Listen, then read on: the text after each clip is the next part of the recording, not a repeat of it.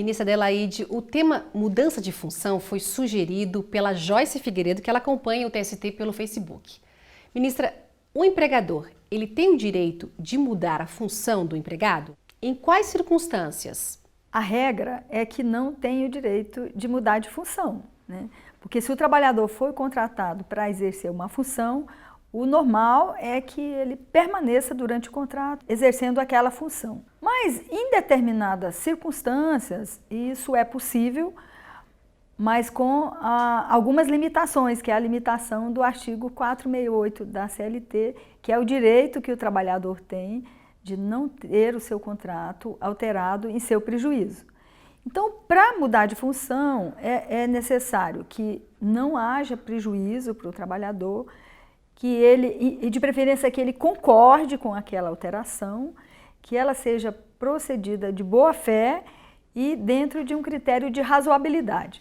Veja que são tantos os critérios objetivos para alterar a função, isso para a garantia do trabalhador. O empregado, ele pode recusar?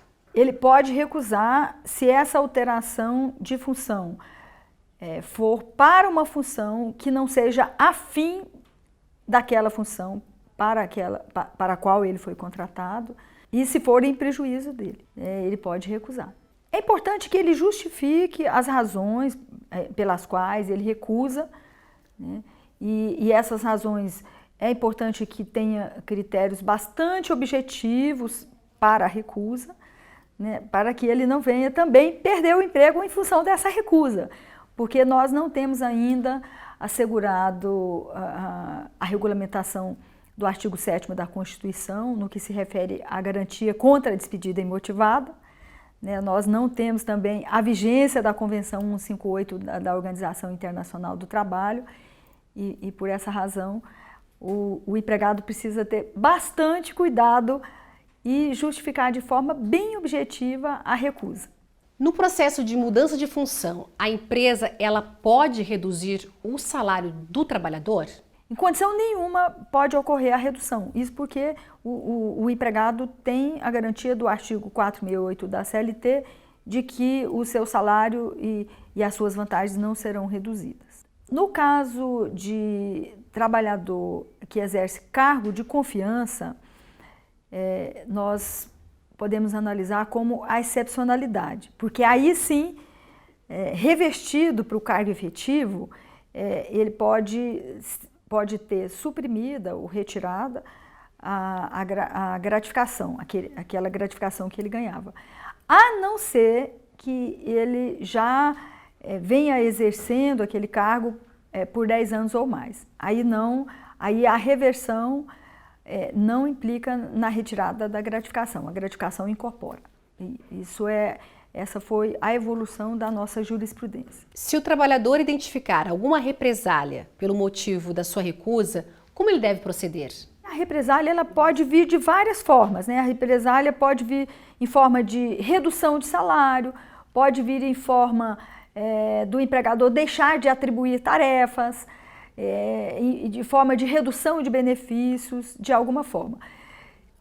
Eu sugeriria, como primeira ação do empregado, um diálogo com o empregador, né, para tentar restabelecer a situação. Não conseguindo restabelecer a situação, o trabalhador deve procurar a sua entidade sindical, e, se for o caso, ingressar com uma reclamatória trabalhista. A mudança de horário, ela segue o mesmo princípio.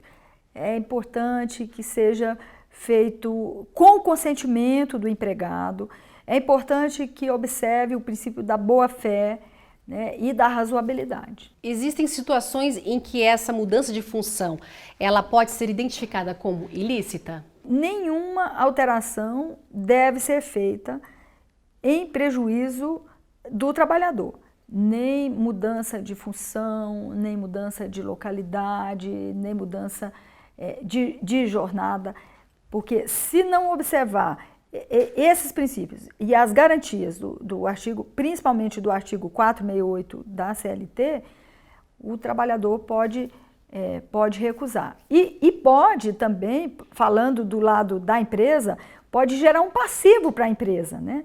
Porque ela pode proceder uma transferência dessa natureza, ela pode proceder uma mudança de horário dessa natureza, uma mudança de função dessa natureza, e depois tem uma ação trabalhista com um passivo, né, que as empresas elas procuram se prevenir contra o passivo, e a melhor forma de prevenir contra o passivo é fazer tudo de acordo com a lei.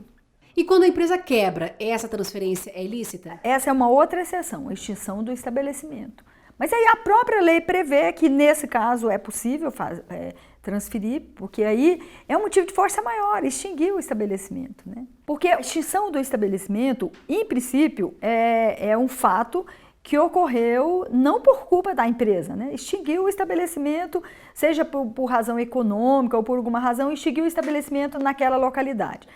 Naquela localidade tem um trabalhador, podemos assim dizer, um trabalhador, uma gestante ou um dirigente sindical que tem até garantia de emprego e não tem como mais garantir o emprego naquela localidade, né? Então, as exceções, elas são destinadas a compatibilizar o emprego em situações determinadas.